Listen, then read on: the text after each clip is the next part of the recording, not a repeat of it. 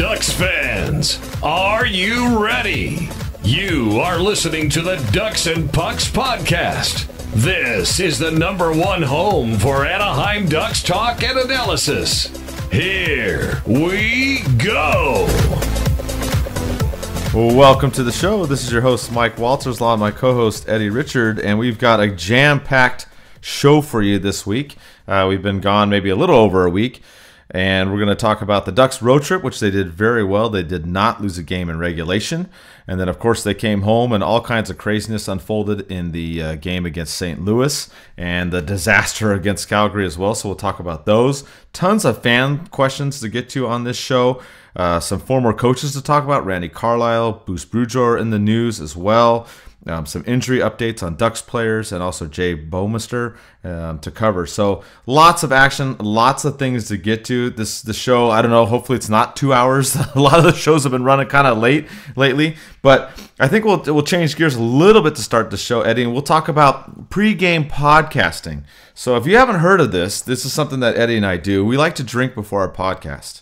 So we get together, we talk about everything that's gone on for the week. We take notes. This week we've got 4 pages of typed notes, and that's kind of what we've had in the last couple episodes or so. But we like to get a little started, a little happy before the show. So for me, if you like to grab a cold one while you're listening to the show, I appreciate it. I'm drinking Coors Light right now, so don't hate on me. What do you have going on over there, Eddie? I love Coors Light, so I don't know why anyone would hate on you. That's an awesome beer. And I didn't like it until I went to the state of Coors Light over there in Colorado, and I started loving it. It's just a good beer. It's a good hockey beer. I've tried drinking IPA before a hockey game, a tournament. That's the biggest mistake of your life, a rookie move, and I regret it. I'm currently drinking a Michelob Ultra Infusion with lime and prickly pear cactus. I don't know. It tastes pretty good. I like the flavor a little bit. And also have a bottle of a Pink Whitney. That's Ryan Whitney's pink lemonade flavored vodka.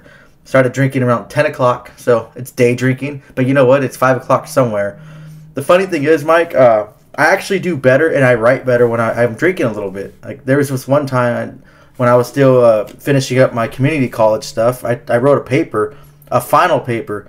I was drinking at a dive bar. I ended up just getting completely turned. Woke up the next morning, had like a 3.5, almost 4-page paper written. Had to go fix the grammar and spelling. I got an A+ on it. Just unbelievable. And afterwards, once I was done with the class and a few semesters after, I finally reached out to my professor. We bumped into each other, and I was just telling him, like, hey, you know what? That paper I wrote, I was blacked out pretty much writing it. It's funny how like my mind can just focus on something in writing.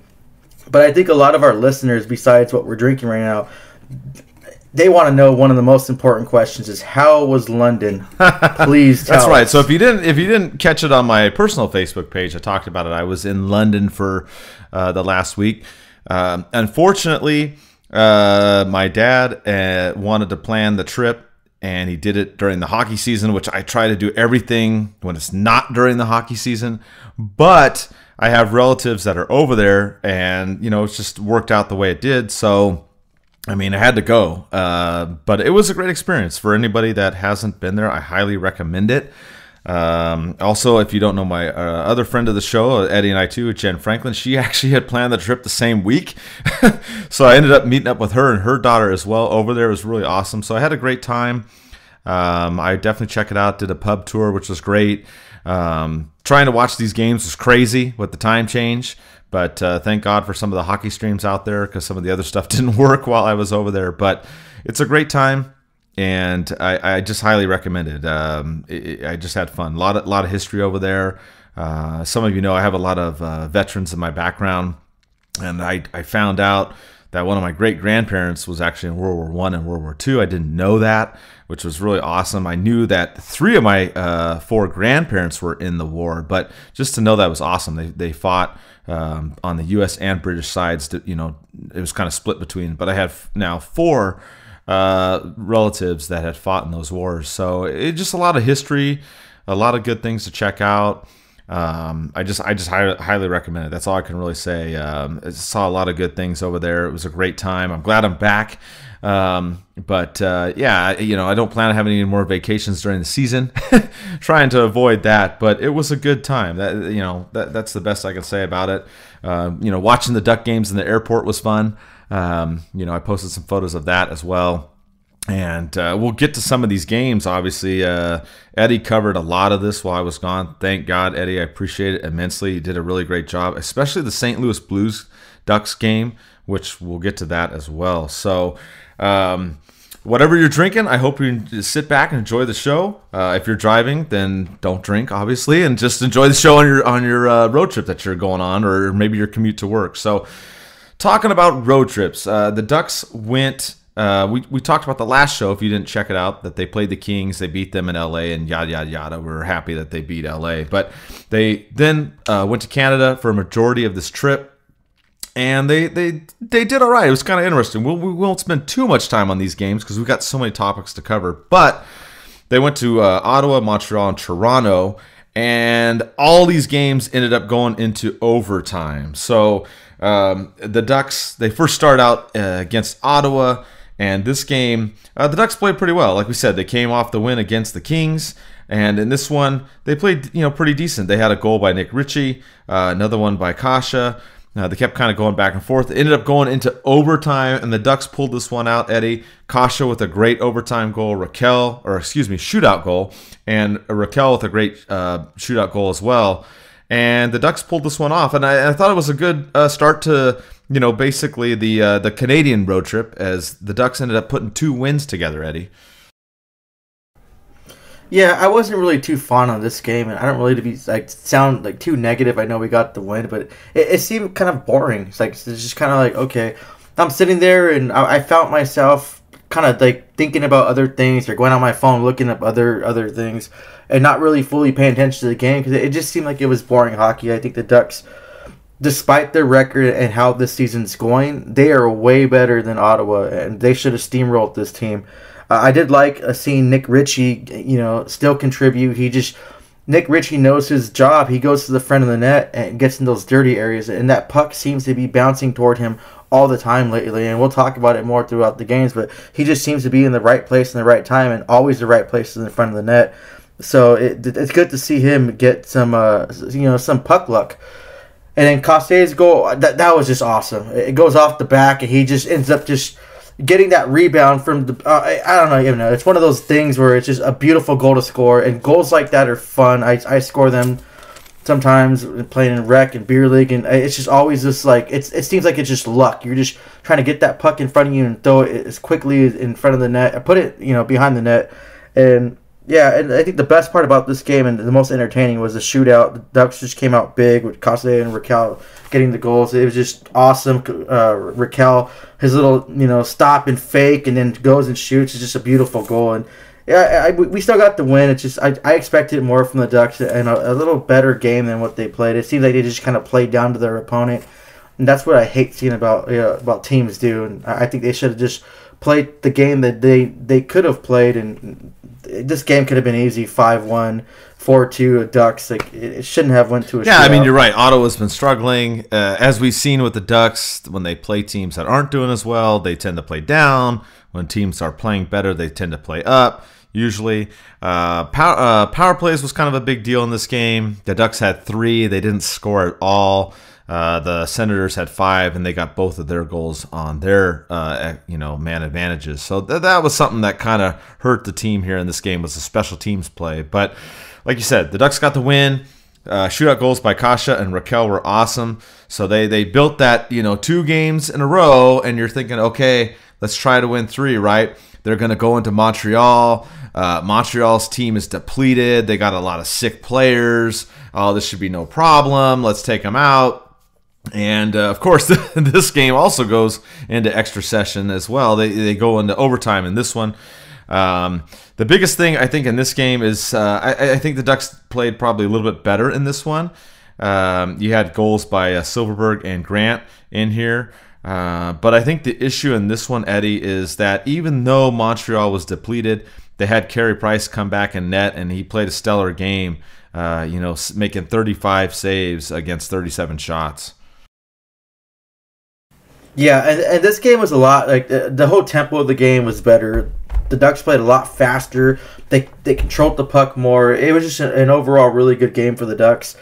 Minus them getting that overtime loss. I think the biggest breakdown they had was in overtime. But I love the way they played. I love that Grant got that goal. He's just destined to score. And just like Richie, that puck just keeps coming to him. And Rowney just getting hacked and whacked, and that puck just trickles up and goes to Grant for an easy goal that he scored. I love seeing Grant the way he plays. He's getting rewarded. He's a player that it took a while to get his first goal. He had his first 2 NHL goals overturned, including one in Anaheim. So it's good to see him, get that a little bit of goal scoring touch with the limited amount he's been playing. I really hope, and I think he can hit the 20 goal mark for the first time in his career. So I'm really just putting all my chips in for him and wishing him that. But I think the big factor was Carey Price. Carey Price has been, people have been saying he's been inconsistent. He hasn't been playing as well, but he brought his game today, even to a flu-stricken Montreal team. He just came ready to play, and that was the main factor of this Ducks losing. And of course, that overtime period, you let someone like Jeff Petrie just skate right in while you're looking at him. Yeah, he's a great defenseman. I love the way he plays. But come on, you put some pressure on him. You let him walk right in and take a perfect shot and get the win. You can't blame anyone. You can't blame anyone but the players that were on the ice that let him walk in and do that. It's no fault to the goalie at all. It's just a perfect shot. But regardless of this loss, the Ducks still played a hell of a lot better than they did. There was a little bit of controversy too in this game. Silverberg was hauled down, and a penalty was called, but not a penalty shot. So that was kind of irritating. I mean, we've talked about some of these calls and non-calls throughout the season, involving the Ducks and other teams as well. So for me, I was glad that they called the penalty, but, we know how great we are on the power play. I really wish that they would have called the penalty shot, because on that play, Silverberg had a clear shot at shooting the puck and was hauled down. That really irritated me. I thought that could have maybe had a little bit of a change in this game as well, Eddie. Oh, definitely. Especially a player like Silverberg, putting him on the breakaway.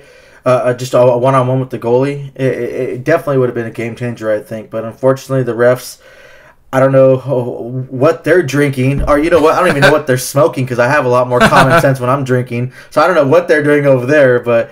it was bad, and I know a lot of fans were complaining, and I posted too. Like, well, okay, what's going on? Okay, I guess I don't know the game anymore. I guess the game's just kind of ambiguous, and whatever they feel like calling that day, or if they flip a coin or something, that's just gonna be it. But it's unfortunate, but you know what? They still got 1 point at least, so I guess it's not too bad. Yeah, absolutely. And then we talk about that little play, not a big deal. Like we said, the Ducks they rallied a couple times in this game. They ended up going to overtime and losing. Then they go into Toronto. Toronto's got a lot of stuff going on themselves. They've got that guy, if you want to debate still, for those of you that like goalie debates, Frederick Anderson, who's on the IR, but he didn't play in this game. And you thought, well, hey, maybe the Ducks can go in here, same thing. Maybe take them out as well. And didn't quite happen that way. Toronto scored first. Delorier actually got a goal in this game, his second one on the season. And then Toronto just put down, the energy. They bumped up. They got ahead 3-1. And then the Ducks just rallied back. They came back. You had Max Jones getting a goal, Henrique getting a goal. And then, of course, Toronto scores again. Then, as we talked about, Grant, he gets a late goal in this one. They go to overtime again, and the Ducks lose. So they end up getting points in all these games. They lose this one in overtime. But a lot going on in this game, but I'll get your initial comments. What did you think about how the Ducks played against Toronto? What a wild game. They ended up losing this one 5-4 in overtime. This was a really fun one to watch. It was just back and forth. You really can't blame them for losing this game. You have pretty much a way better team on paper. You have more elite all-stars on this Toronto team. I think the worst player that actually played a decent game was their brand new goaltender, Jack Campbell, who suited up against the Ducks in this game after that trade. It was a fun game.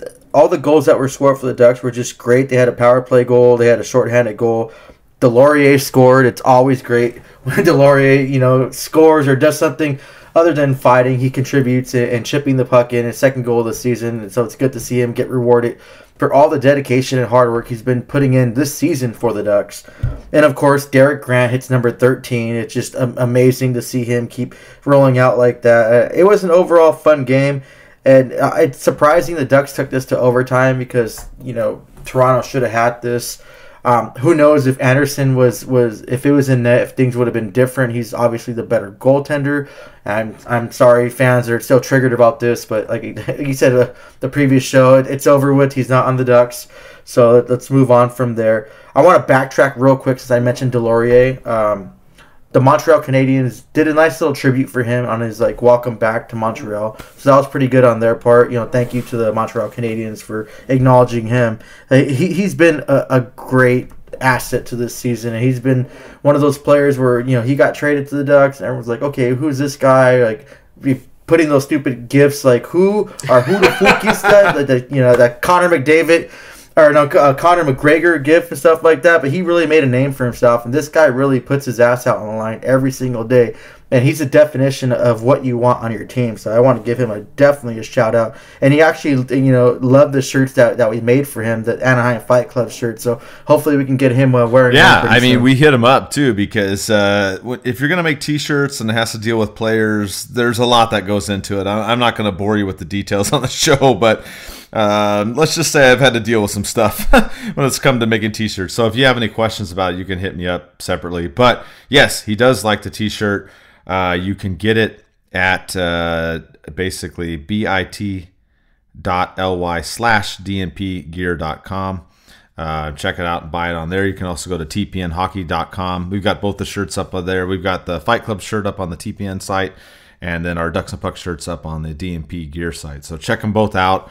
You can get whatever you want on there, and we've got some of the softer shirts that everybody likes. So it's been pretty popular as of late. But you're right, and we will talk about Delorier later on too in the Calgary game because that was really the only highlight of that game. But some injuries that happened in this game, some controversy in this game. We had Goodbranson get knocked out. He ended up going on the IR. We're going to talk about that a little bit later in our trade rumor segment. There's a lot of that stuff that also came up as well again in our middle segment. But the bigger one was Kasha getting knocked out by Muzzin. Everybody going nuts over this thing. He got hit in the head. No penalty was called. A lot of stuff going on. So, of course, we threw a poll question out to you guys on this one about what did you think about the hit? Did you think it was dirty? Did you think it was clean? Or you weren't sure? And the Twitter poll said 73% said it was a dirty hit, 15% said it was clean, and 12% was undecided. I thought this play was interesting, Eddie, and people might throw your pucks or sticks at me for a moment, but watching the play when it happened, I didn't really think it was that bad of a play. And before you yell at me and chew me out if you're driving in your car or sipping a cold one at home, I'll get to the rest of it. But in real time, just watching the play, first time, no replay, nothing. I didn't think it was that bad, okay? The initial part. But when you go back and you watch the replay, there's obvious contact to Kasha's head. I mean, Muzzin hits him with the arm. He extends the arm and hits him. And then on top of that, when he goes down, he hits his head on the ice after that. So, I mean, should there have been a penalty on the play? Probably. I get why the refs didn't. But for me, what I was more upset about, Eddie, is that play was not reviewed at all. We know Muzzin played on the Kings. We know he did stuff against the Ducks for years there. And the league didn't even look at it. That's what I was really upset about it. They're not going to call a penalty during the game. I mean, yeah, I'm not happy about it. Real time, I get it. But they didn't review it or anything. And now, since then, Kasha hasn't played, Eddie. Yeah, at first, I'm with you. I try to just take away the equation of it being the Ducks because I just don't want to be one-sided, especially how I advocate for physicality and fighting in the game. And I love that a mixture of the old school mentality, not the full old school, but a mixture of it coming in. So I try to take that equation out. But then after seeing other videos that are slowed down in different angles, it looked like a bad hit and it looked dirty.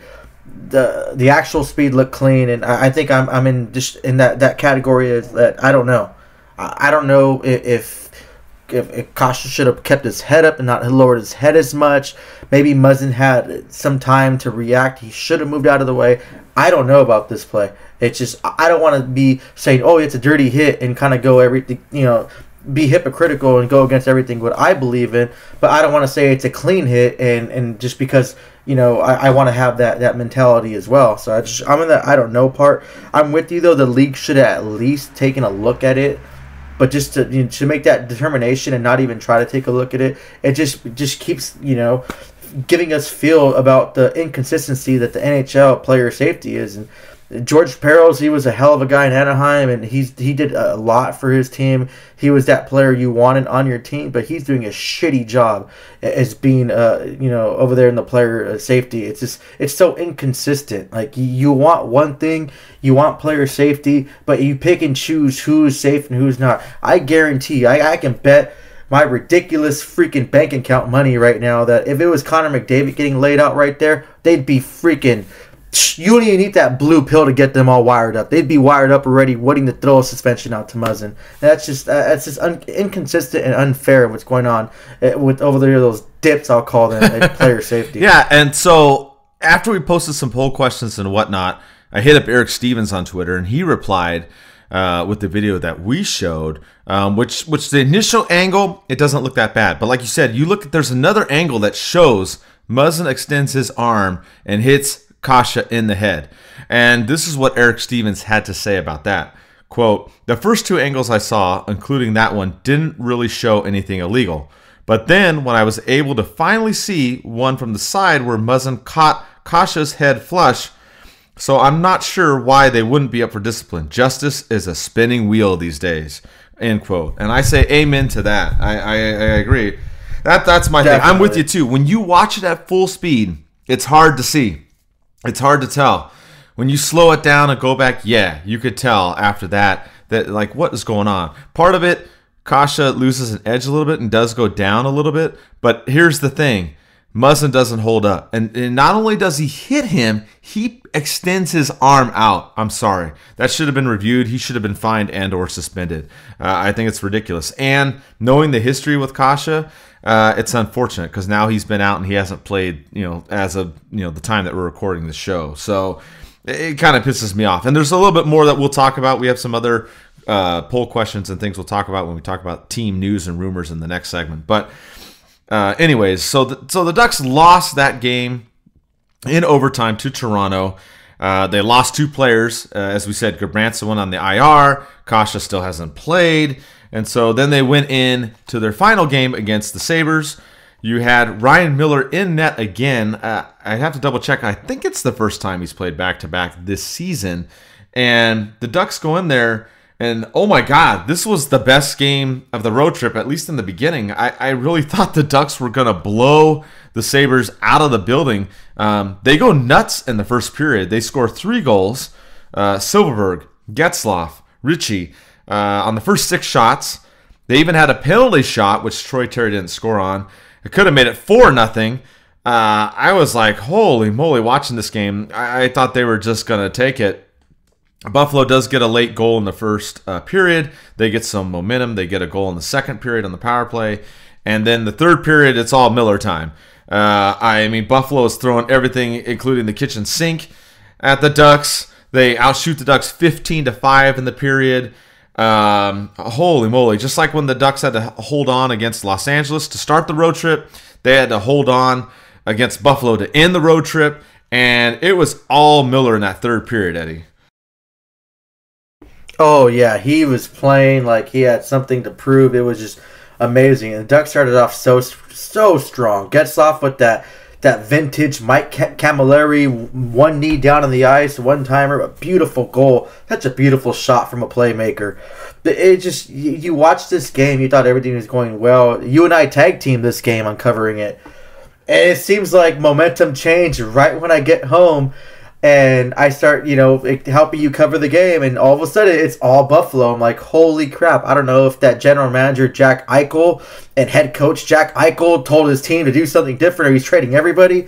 But they came out wanting that win so bad, but Miller said hell to the no. He went in strong. That was that old school Buffalo Sabres Ryan Miller that almost won us the gold medal, back in the Olympics. He played his ass off. It was amazing to see that caliber style of play from someone at such an older age, and he showed that flashes of greatness, and he showed he's really undervalued on this Ducks team, and he's that backup goalie, but right there he shined. You saw the flashes of greatness and elite style goaltending on how he played in that third period, and he's the reason why the Ducks won. Yeah, the goals were amazing and that quick start, and those 3 goals real quick. You thought, okay, it's going to be maybe a 6 or 7-1 Ducks game, but Buffalo had some fight left, and that's what I want to see from the Ducks when they get down like that, to have that fight, but. There was nothing getting past him. I don't know what he ate, his Wheaties, or what. He just played lights out, and who knows? This might be his last game ever playing against Buffalo. Maybe he wanted to give that show for the fans and all the years he spent over there. It's weird for Ryan Miller. If he's gonna re-sign again for another year, if the Ducks are gonna bring him back, he's in one of those places where he's kind of like at the tail end of his career. We don't know what's going to happen next season. Me personally, it's just he has nothing left to prove, and he wants to stay in the Southern California area for his family. So who knows if this is like a farewell game, and that's the reason why he started those back-to-backs. But you know what? That was a hell of a game to play and say goodbye in Buffalo if this is going to be his last game ever playing against the Sabres. Absolutely. And that's kind of the word I've gotten is it sounds like it will be his last game playing against the Sabres in Buffalo. So I think that's, why he did go lights out, like you said. It was just crazy. The way he played in that third period, same thing. The way he played in the third period against LA, just amazing on this road trip. The Ducks pull this one out. They win 3-2, close game. And another thing on this road trip, the Ducks went 3-0-2. So they collected points in those 5 games. It's only the second time in franchise history that that's ever happened. You have to go back to the 2002-2003 season when they went 2-0-3 on a 5-game road trip in November. To me, that's just a crazy stat, Eddie. Oh, definitely. This team has just blossomed, and you can see that flash of greatness and what they're going to become in a season or two.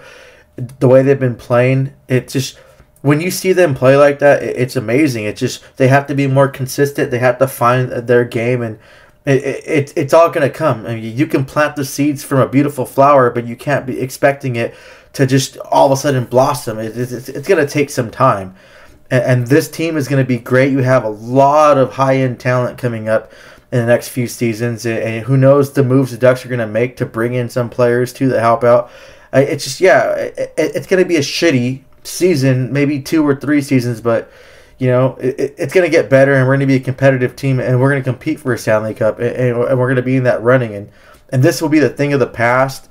And I really want to show my gratitude to those fans that stick around. I know in all sports, not just the Ducks, not just this hockey sport, but I know some fans get really irritated when the team's losing and being inconsistent. They just kind of give up, and then they just jump right back in like they're 100% fans when the team keeps winning. But I really tip my hat off to those that stick around and that are devoted. You mentioned Jen Franklin. No matter what, she always attends the games. If she doesn't attend a game, it's kind of rare. So, shout out to her.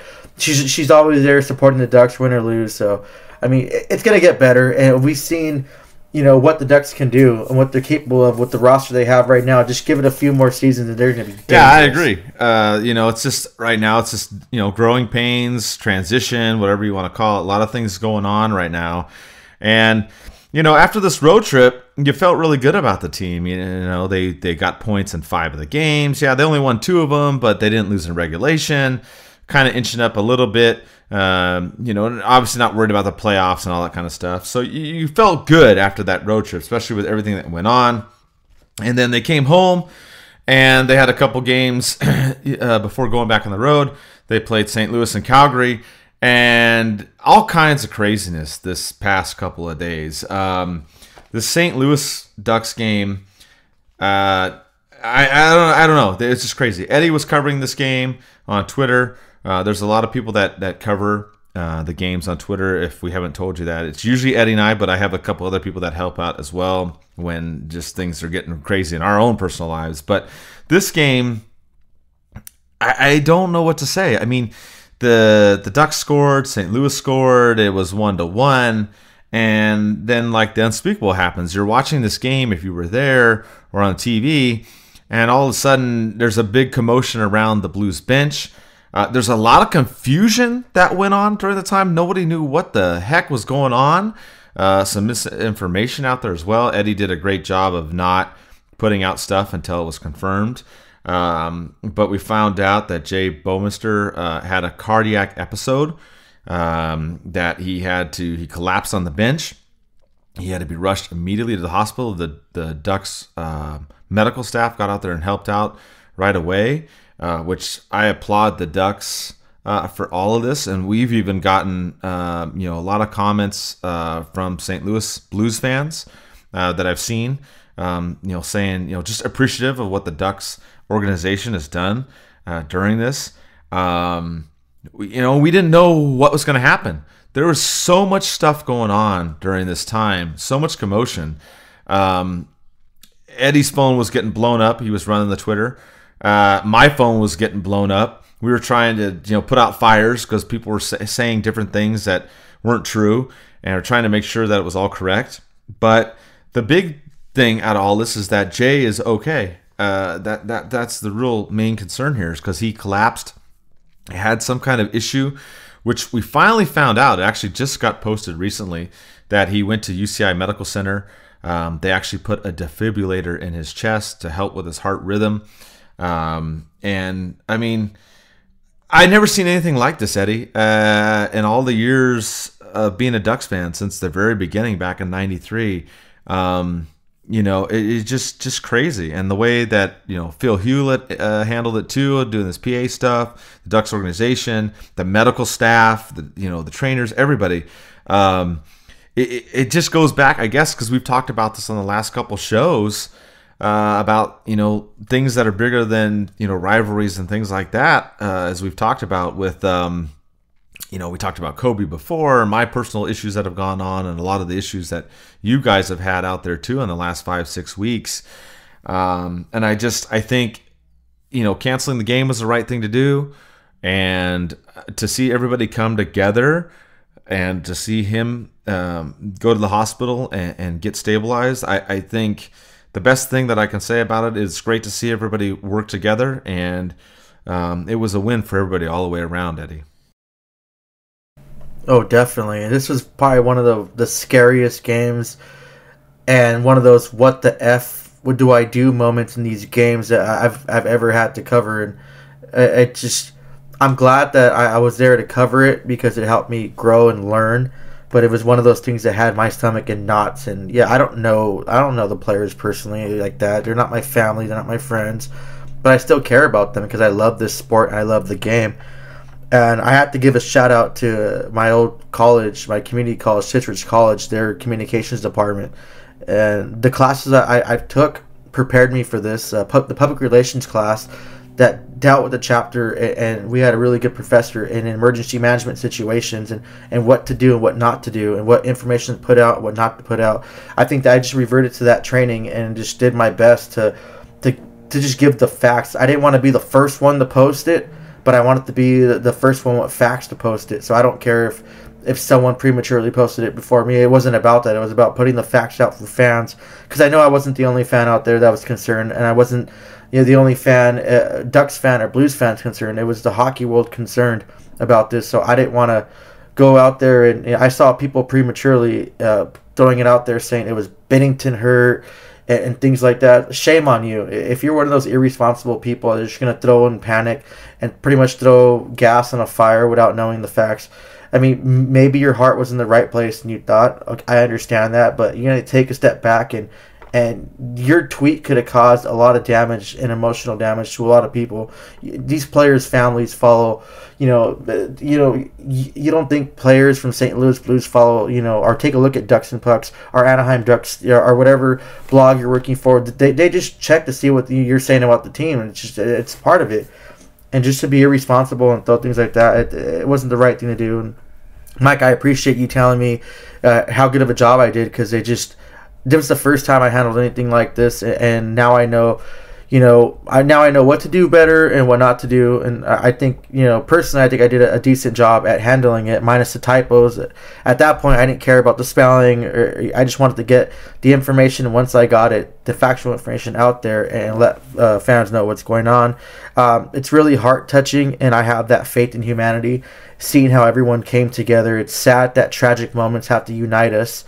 But it's great to see that it's not just the Ducks and Blues community, but the whole hockey world just kind of came together, and no one gave a shit about the game. It wasn't about like, oh, well, the Ducks are canceling it, I flew over. No, it was just about making sure this player is okay, and that's all that matters. And that picture that we saw at the end with Max Jones and Robert Thomas, they were London Knights teammates, hugging. That's what this game is about, and that proves it's more than a game. Like, you guys are my brothers, you guys are my sisters. Like I don't care. You're a hockey fan. I tell you guys time in and time out that we are family. We are related because this game brings us together, and that's the biggest thing I can take from this game. I'm so glad that he's doing well now, and nothing tragic happened. But I really want to just give a shout out to the Anaheim Ducks, the training staff, the Blues training staff, all the players that were in solidarity on the ice. And I want to give an extreme shout out to the fans, being really respectful, giving that clap for him as he was going back to the locker room. You guys might not think that's important, but I'm sure that player heard that, and that lifted his spirits up too. And it's just, these players have so much pride, and they want to go out there and play, and they don't want to just go out like that. But you showing support for him, like, I trust me, that was part of his smile on his face, I believe. Yeah, I mean, it was an emotional roller coaster, ride. I mean, it's just something that is. We've seen it happen in a couple NHL games, not at a Ducks game like that, involving some kind of medical issue that wasn't, related to a play. He just sitting on the bench and whatnot, whatnot happened. And Rich Peverly. I mean, right, that was exactly. The most recent. And I mean, we've seen a couple of those throughout the league. But you look at this. This is the magnitude of what happened. So Eddie posted the video of the scene with all the players out on the ice, the benches and whatnot. That video on Twitter got over 100,000 views.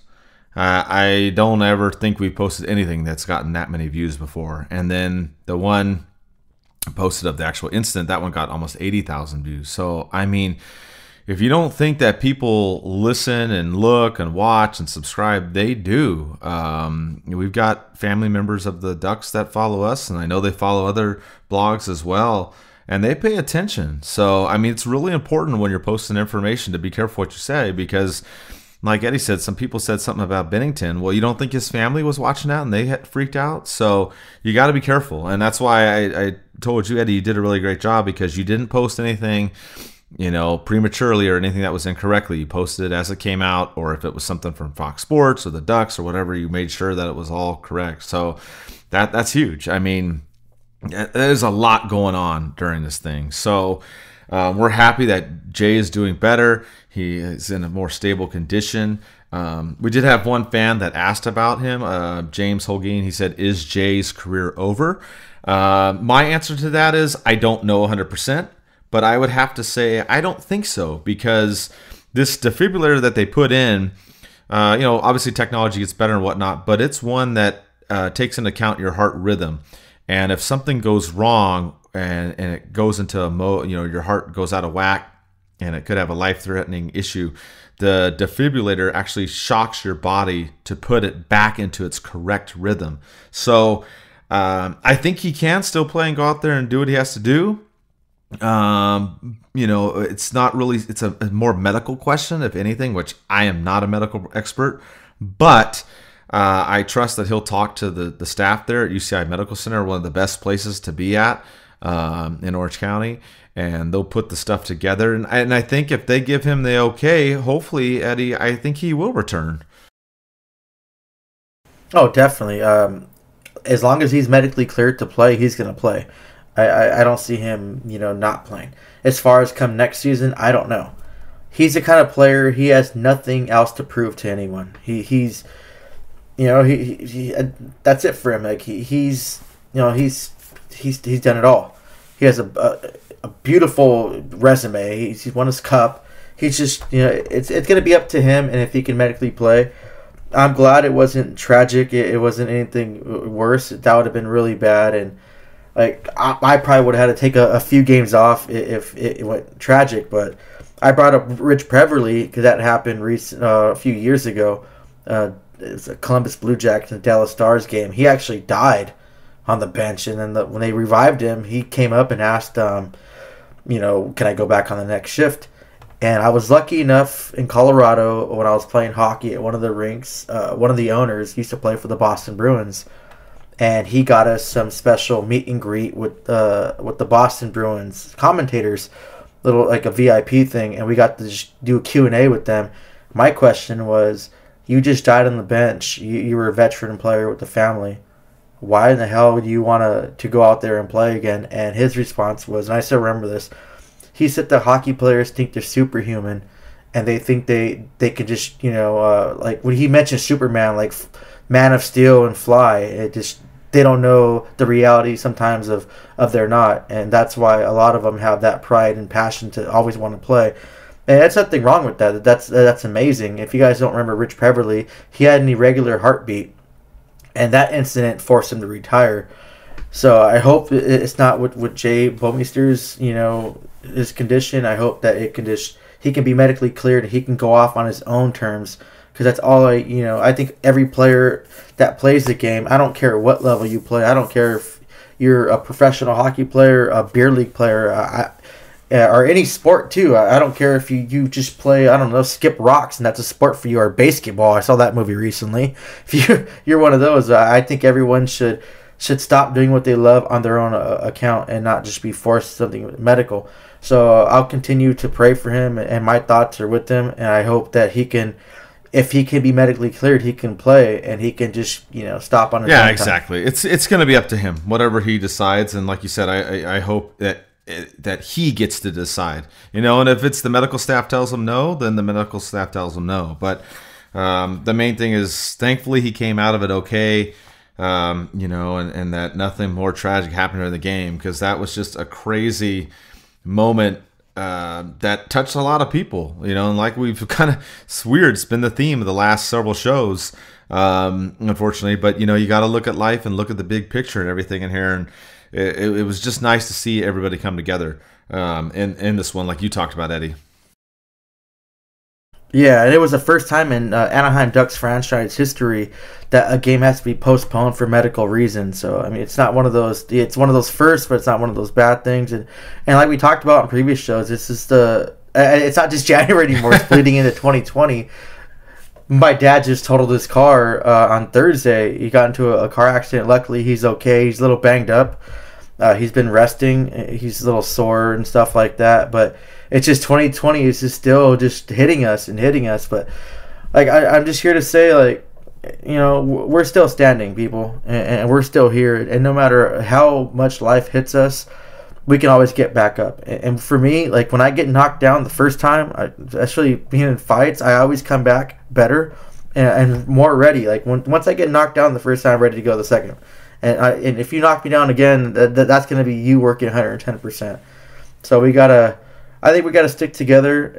That old saying, "United we stand, divided we fall." And yeah, I mean, it's just we're just a hockey show. We're just a hockey blog. We're just Ducks and Pucks. But I like to think that we have an influence and we reach people. We give them the information. But I like to think and want my message to be like, hey, I'm just here as your friend too, as just your hockey friend. And all the people that DM me and message me hockey questions, I don't know what you're going through, if you're just using hockey just to deflect things going in your life. But I'll say this again, and I think this will never get old. Keep writing me, keep DMing me. I love talking hockey, and just this 2020 is kind of suck. It seems like maybe it's going to start off bad and go off higher and better. And there's only so much that we can get knocked down and before we start coming back up. But hey, we're all in this together, and we're all going to just bounce back up and go from there. And I think an incident, what happened with the St. Louis Blues game, I think proves that we have the capability of being there for each other, and we can lift each other up. Well said, Eddie. I don't have anything to add to that. I mean, you hit the nail on the head. 2020 has been rough, and same thing. People have hit me up about situations that they've had as well. I've had 3 family members pass away in January, and then I went to visit some family I'd never met before from my relatives in England. So this year's been a crazy 5 or 6 weeks, and I know it's been for some of you out there too that have gone through some personal stuff as well. And same thing, if you need to message me or text me or DM me, I'm here as well. So for those of you that did go to the game, if you're wondering what's going on, they're trying to reschedule that game. They're saying that they want to do a 60-minute game again, but they want to start it out at 1-1. I know some people ask me about that. They're like, well, why not start 0-0? I guess they want to count the goals and the assists that happened in that previous game, so that was kind of the theory behind it. There's no more information other than if you went to the game and you have your tickets and you want to go to the next game, they're going to allow you to go to it. If you can't, there's going to be some method where you can exchange the ticket or get a refund or something like that. But it'll be all figured out. Obviously, the schedules are really difficult. I looked at both for St. Louis and Anaheim. And without moving games, to me, what makes the most sense is to make it the last game of the season. That's just my take. Otherwise, they're going to have to adjust some stuff because no matter where they fit in the game, someone would be playing like 3 days in a row, and I really don't think that they're going to do that. So just stay tuned. Obviously, when we find out more information, we'll post it as well. And, it's just like we said, we're here if any of you have something that you're going through and you want to talk. So go ahead, Eddie. I think you answered Kent's question on Facebook. He was asking about like why start it at 1-1 and not play a full 60. Like why not 0-0? I asked Dan with this question. There's no like regulation. There's no rule in the NHL rule book, so it's between both the teams. I'm assuming that since a lot of these players have certain clauses in their contracts, if they reach a certain amount of points, or whatever stat they get to get a bonus, I think that plays a factor in it too. And honestly, like, why rob someone of a much earned goal, scoring a goal in the National Hockey League, unless you're like players like Connor McDavid or Alexander Ovechkin? It's rare and it's hard to come by. So I think that it's best. You give the fans what they want.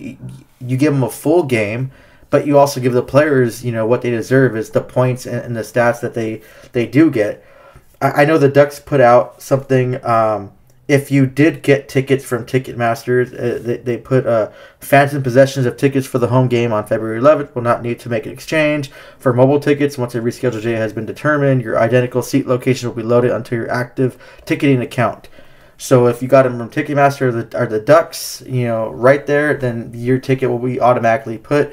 If you can't make it, that's going to be between you and the Anaheim Ducks. You might want to contact them. Third-party sites, I'm not sure what's going to go on. I'll call 714 Tickets probably later today, and I'll ask them and see what statement they can give me so we can put it out for you fans. So if you have that, and I'll try to get all the questions answered so we can put it out for you. And so you won't be bombarding them with questions. We can just throw it all at once. So we'll get that. Yeah, I mean, you have to look at the way the Ducks handled the incident and that. They've done just a great job. And then, the last game that we're talking about before we go into all the rumors and league news and stuff is that the Calgary game, they did a nice pregame for Jay as well. They had his name up there, wishing him to get well and whatnot. And they continued, just being a class act as the Ducks did. Unfortunately, in that game, the Ducks probably played their worst game of the season. They gave up 4 goals in the first period. Gibson got knocked out of that game. He didn't look right. He gave up some soft goals, but the Ducks defense didn't look right either. And the Ducks ended up dropping this one 6-0. There's really not a whole lot to talk about in this game other than Delorier beating up Justin Bieber as as Eddie Richard posted, because he also was covering this game on Twitter. while I was watching it, remotely. But yes, that was the only really thing to say in here. This game, people ask me the worst game of the season. I'd have to say yes, if not top 5, Eddie. Yeah, I thought that at first until one of my buddies and fellow beer league players, Richard C. He made a good point. He thought outside the box when he asked me this question on Ducks and Bucks. He asked if the Ducks' performance had anything to do with the Jay Bowmeister and the St. Louis Blues incident. If the players still felt that connection or still weren't there mentally because they lost, they pretty much lost a friend that game, and he's still recovering in the hospital. Getzlaf won a gold medal with him. We know Ryan Miller and Dalzado played. Max Jones and Robert Thomas were, they were teammates for the London Knights. But who knows with the resume like this guy has? Who knows what influences are players he's known? Like these players, it's a small world and a small community. Like see him on the ice battling, but it's just vacation time. Usually they go. If you listen to the Kess and Juice podcast, they talk about how players they usually go to the same vacation spots, a certain amount of spots, so they're always seeing each other. And who knows what kind of relationship the Ducks had with him, if it still affected them, if they were afraid to skate that hard, they didn't want to hurt anyone, lay a big hit and someone goes down, and that incident happened again. I think it was a little too fresh in the minds of the Ducks, and I think that might play a factor.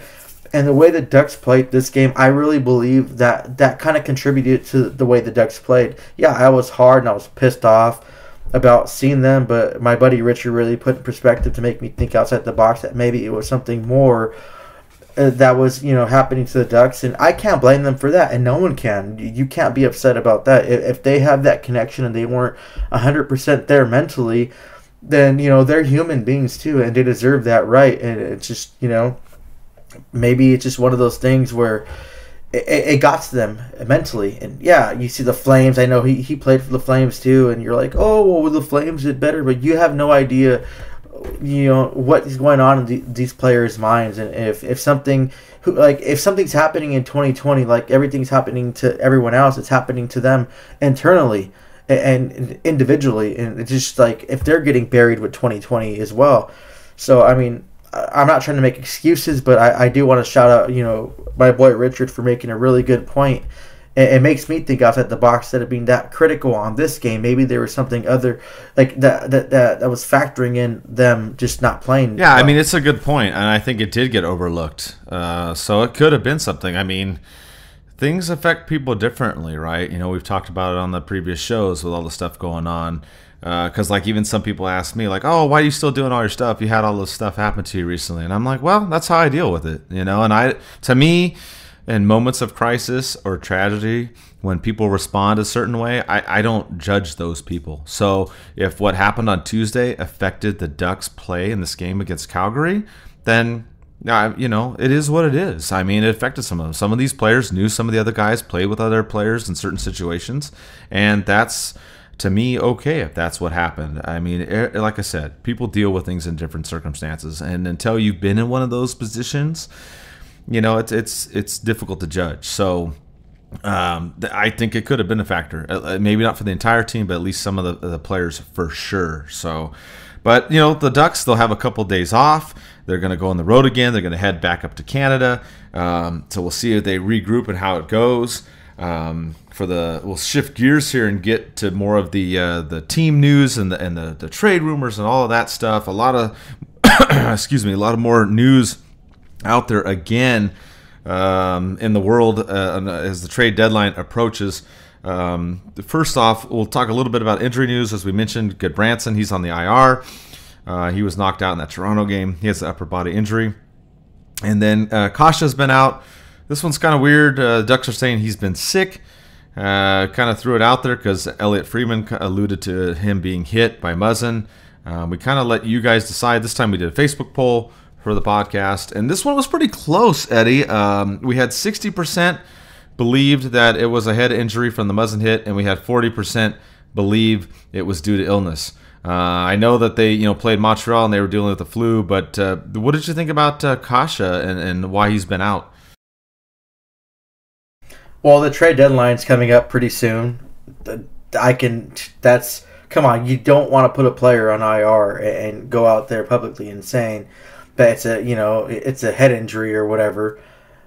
But then again, you can't go out there and lie and say something it's not. I don't know if he just walked in the locker room and sneezed. Oh, well, you might have the flu. Boom, let's throw it out there. You know what? You drink a Corona beer. You might have coronavirus. Sorry, that's just a joke. That's not how you get coronavirus. I know something, it's like the number one leading Google search the last few weeks was, could Corona beer give you coronavirus? No, it can't, but yeah, it's just a joke. Honestly, I think it's a little bit fabricated a little bit. You don't want to, let it know that a person that has consistent injury problems is going down with another injury, especially if you're using him as trade bait, and his name has been popping up as of lately. So I think it's a mixture of both. Yeah. I don't know. I'm not him. I'm not there. I'm not their training staff, but injury, sick injury after a hit, you all of a sudden get sick. I don't know if, times I've got hit in the face, I never had the flu or anything, so maybe Muzzin has a different strain of punching that gives you a certain flu, the Muzzin flu or whatever. But I would call it BS if I were to put my money and that's on it. Some of the responses we got on Facebook too. We had Joshua said the same thing. That he believes it's the flu, but the whole thing about making it marketable for the trade deadline, he brings that up as a thing. We had this other funny one by Boaz. He says it's the trade deadline flu. So I thought that was a great comment too. We had a few different people, That is the best comment that's an awesome comment. The trade deadline flu. That's even better than the Vegas flu. Trust me, we're gonna create something and credit you for that. We're gonna create something on that. That's awesome. Thank you for that comment. So to me, I think it's a little bit of both. I think he's probably sick in the head after getting that hit. But, you don't want to put that out there because we had more trade rumor news come up. Shocker, right? Shocker, folks. Ding, ding, so ding, this ding, is ding. more stuff coming up. Basically, there were a couple mentions in Elliot Freeman's articles, the 31 Thoughts articles that he does. He had the first one he talked about is Manson. He didn't think he was going to be traded. He had a funny quote in there. He didn't say which GM said this, but Eddie, I was laughing at this. He said, quote, "Your wife does not love you as much as the Ducks love him," referring to Manson. And I just died laughing. So I was like, okay, yeah, and we talked about that. We said on the previous shows, if you didn't listen, that if Manson was going to be traded, it would have to be a really good deal. And this basically alludes to that too. And then his next article that followed it up, he said he added more names to the list. He said Fowler, Lindholm, Manson again, Raquel, and Silverberg he thought would not be traded, again alluding to the fact that it would have to be a really sweet deal in order for those players to be moved. We've talked about that, Eddie. I agree with those comments. I makes sense to me. He also mentioned in the more recent article that he thought Kasha and Grant could be traded. And, of course, those names got mentioned and then got a lot of attention, and people started to get upset about those names being mentioned. But what did you think about his couple articles and who he thought would or wouldn't be traded, Eddie? It's hard to tell with our GM. We know he's not overly aggressive, and it's kind of rare to see him make any significant moves. I'm not holding my breath for the trade deadline, him to make that many moves. I think he's going to probably make one or two maybe significant moves prior to the trade deadline because it seems like he doesn't like to work under that pressure on the deadline. I don't see Derek Grant being a Duck after trade deadline, and trust me, don't bite me right now. I love Derek Grant, and that's really sad to say, but the way his play has been, he can easily be an upgrade to a lot of the contending teams' fourth line, and he's just tenacious on the penalty kill, and he can be a factor.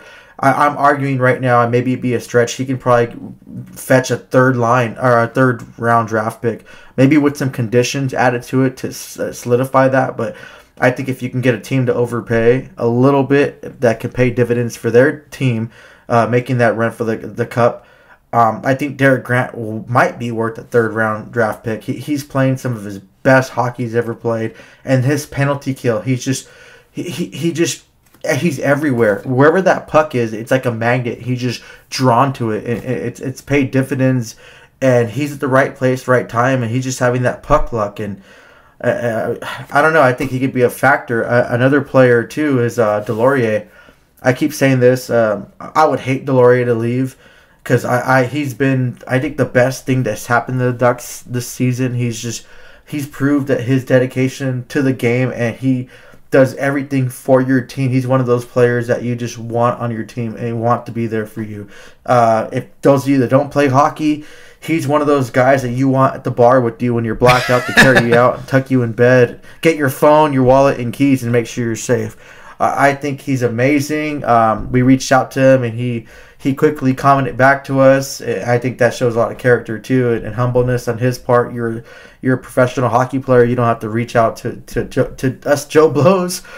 So it's great, but Costa is going to be hard. His value probably dropped because GMs aren't stupid. They're not going to buy this whole, he has the flu or whatever you want to call it. Manson might be interesting. I don't see him going. Getzlaf, he's not going at all. Definitely not. As far as that, if anything else happens, we will probably update it. And we're still thinking about doing a post or a pre-trade deadline show. I don't know if we just want to just entertain fan questions and our scenarios, what they think should happen, and we can just talk about that.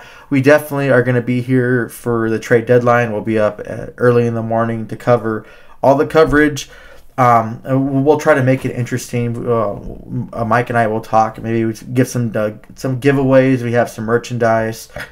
Make a game out of it or something. We'll be there if anything happens. I'll be the first to alert you. But if I want to throw anything on there, Grant's going to be the one to go. And I really hope that if he does go, he re-signs back with Anaheim next season because I think he'll have the most success playing. Yeah, that's a good point you bring up about Grant. And I forgot. I don't remember where I saw that, but I was having some kind of discussion with somebody about that. And they were saying that because he's a UFA and he's doing so well this season, as you talked about, if Murray is going to try to get these higher draft picks to rebuild, faster in the summer, if you will, that a plan could be, hey, we trade Grant and then, wait and then get him back, in the off season. If someone just wants to get him as a rental to try and help him with a playoff push or a cup push or whatnot. So I think that's a valid point. I think that's something to watch.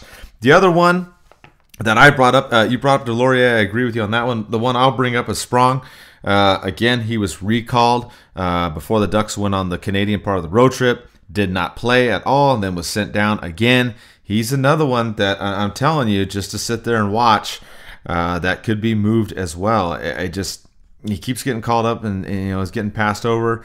He is an RFA at the end of next season, so. Maybe there's something there that someone will try to look at and pick him up and maybe try to give him a longer term or something. I don't know. But I think he still adds value to the game. People give him a hard time about his defense, but I think he's still a worthwhile player. I just don't see the Ducks keeping him because they don't really appear to want him as part of their plans. So those are some of the names to keep an eye on as we get closer. And like Eddie said, we will do something on the trade deadline day. We're both not working that day, so we will be lounging around. I'm not sure exactly what, but we're going to do something to cover everything, and we'll let you know. We'll make it fun. Exactly. We'll make it fun. We'll do something. Probably have some giveaways too. We'll get creative. The one thing we do know, and we've talked about this last couple shows, is Getzlaf is not going anywhere. If you didn't read the last article with Eric Stevens on The Athletic, or you don't subscribe to it, I get it. If you don't want to pay, totally understandable. So I won't tell you everything that's said in the article. But he did mention that he'd like to win another cup in Anaheim. He also mentioned that there have been no trade talks right now, between him and Bob Murray. So the NHL rumor website or any of those other websites are saying that he was going to go to Edmonton for Nugent Hopkins or whatever. I don't really think so. So. Which is not a surprise. We pretty much talked about that and beat that to a dead horse. So Wait, Mike. So, okay, wait. I'm confused. I don't know if I should pause the show, but I heard the rumor about McDavid coming to Anaheim for Sprong. Is that website wrong? Really? I was There's like, all whoa. kinds of stuff floating around out there on the internet, but like we said, Getzlaff's not going anywhere. I mean, it had to be something crazy. Well, wait. So I'm not getting traded, right? Like, you're not getting traded to the Wild. Like, blog writers over there, please, because I'd rather go cover badminton. Yeah, you're not going anywhere, especially after your coverage of the St. Louis game. You're not going anywhere, that's for sure. Okay, I appreciate that. Thank you. But we do have some fan questions too. People are asking stuff, after the the Calgary game. People getting upset, whatever. But we'll entertain some of the stuff right now, obviously, because it pertains to trade rumors and whatnot. And then we'll jump into the league news as we wrap up the show. But we had on Twitter, we had Mighty Ducks Pond, and we also had Phil ask, is it time for a fire sale? I don't think it is. I mean, like I said, they played well on that road trip in Canada. I mean, it wasn't awesome. I mean, they only won 2 games, but they didn't lose any games in regulation. They fought back in a couple of the games. Yes, they had the game against Calgary, but we don't know how much of the St. Louis game affected it. I don't think they're going to go for a full fire sale. We've talked about this on the last couple shows, Eddie. We've mentioned some of the names. The only other thing really to add, I would think, would be that if the Ducks do try to take on a big contract to get more draft picks, you could see something like that. But as far as a complete fire sale, I don't think it's going to happen, Eddie. No, I can't see that. I can't see that with Murray either. He's done great his time in Anaheim, but he just proved that he's just not willing to gamble like that. He doesn't want to pick black or red and put his money down on either of those numbers, and that he just I can't see him doing that. If he does something different, who knows? He bought out Perry. That was a big surprise. I don't know what his seriousness is this season and where he can get.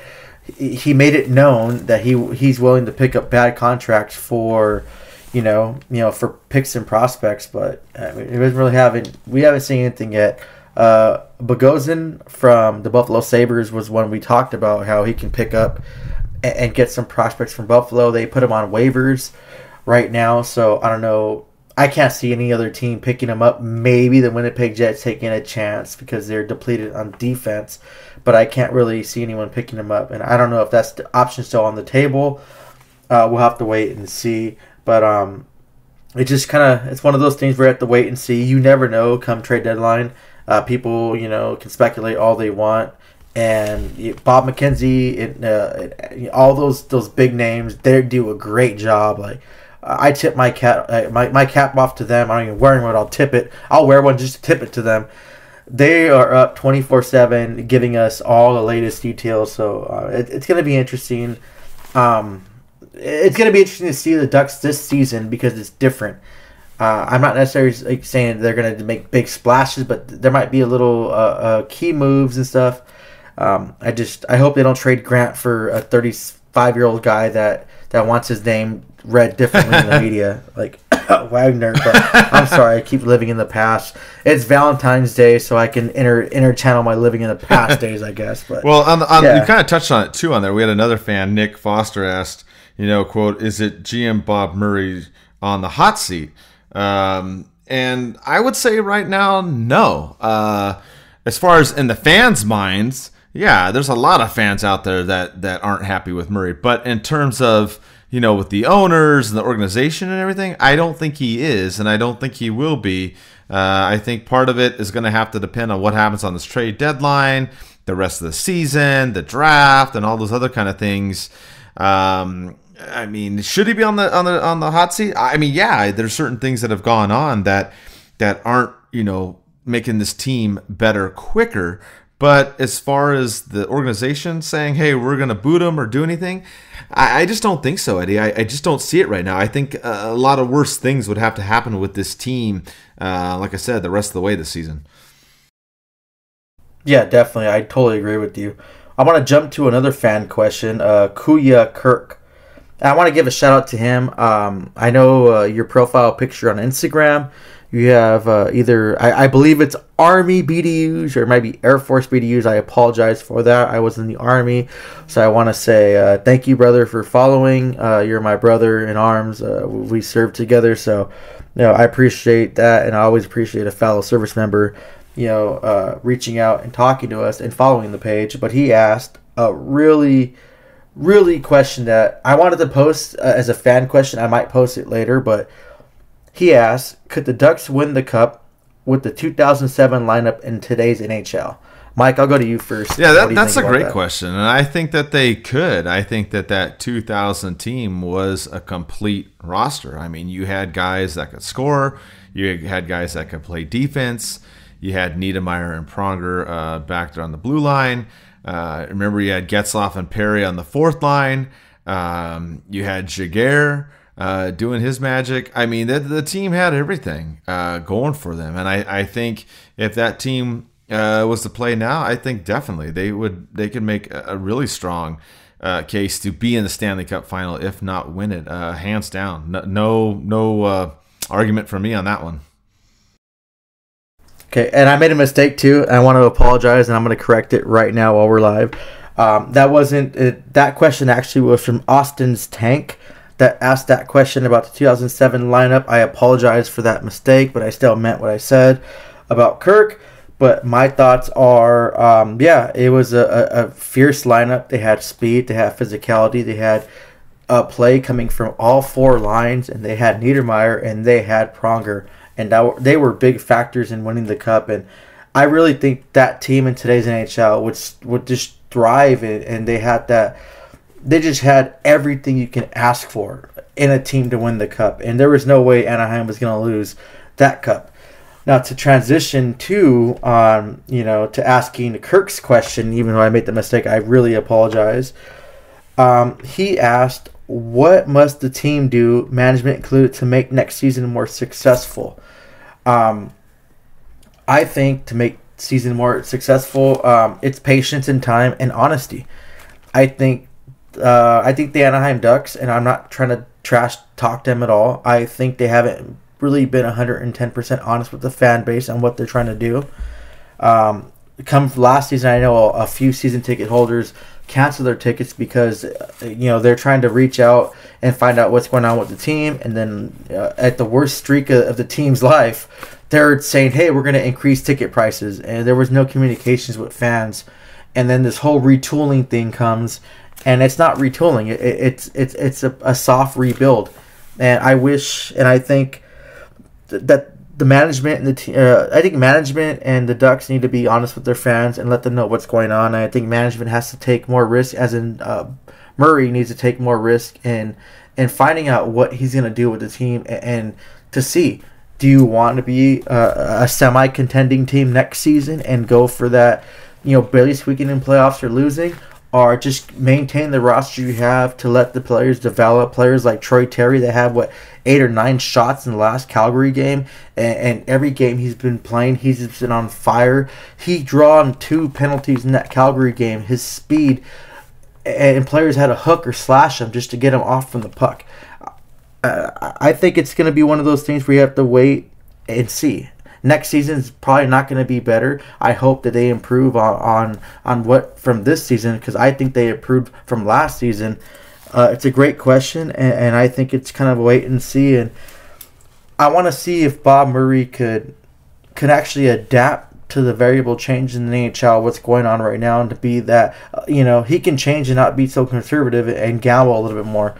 And I'm not saying gamble like New Jersey, but just take a little bit of gamble and see if things pan out by trading this and that, or doing, stepping out of his comfort zone. Yeah, I think that's the key, and I think that's why people are kind of bent about Murray, is the Ducks don't seem to take big risks, and that's kind of been the theme lately. They've gone with draft picks, they've gone with the prospects, they try to bring up people that way.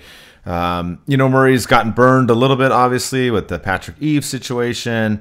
Obviously, Kessler, being down and out this season, most likely next season too. So there's a little bit probably of, hesitation maybe on him because of that as well. But for me, if the team's going to do better next season, they are going to have to try to speed this rebuild up. I mean, that's the only answer. The question is how far are you going to take it?